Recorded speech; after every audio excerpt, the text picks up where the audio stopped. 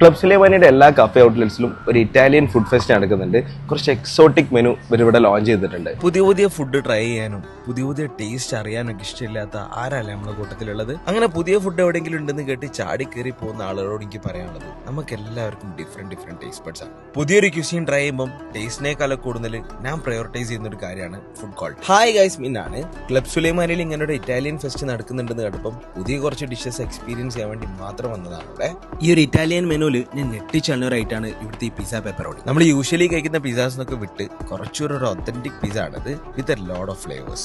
അതുകൂടാതെ Italian sabayon and salad, minestrone chicken soup, mac and cheese pollo, mushroom ravioli, Italian stuffed chicken തുടങ്ങി ഒരുപാട് കിടിലൻ items ഉള്ള ഒരു എക്സോട്ടിക് മെനു. അതിൽ സ്പിനാച്ച് ഒക്കെ ഫിൽഡ് ആയിട്ട് വരുന്ന ഈ ഒരു സ്റ്റഫ്ഡ് ചിക്കനും മഷ്റൂം റവോലി ആയിരുന്നു എന്റെ ഫേവറേറ്റ്. ഞാൻ ആദ്യം പറഞ്ഞ പോലെ നമ്മൾ യൂഷ്വലി കഫേസിന് കഴിക്കുന്ന ഡിഷിന്റെ ടേസ്റ്റ് എക്സ്പെക്ട് ചെയ്ത് ഒരിക്കലും നിങ്ങളിത് കഴിക്കാൻ പോകരുത്. It's Italian cuisine and it's completely different. ഈ മെനുവിൽ വരുന്ന കോംബോസ് ഉണ്ട് കുറച്ചെണ്ണം. അത് 499 മുതലാണ് സ്റ്റാർട്ട് ചെയ്യുന്നത്. എല്ലാ കോംബോന്റെ കൂടെയും ഇവരൊരു സുലൈമാനി പോട്ട് ഫ്രീ ആണ്.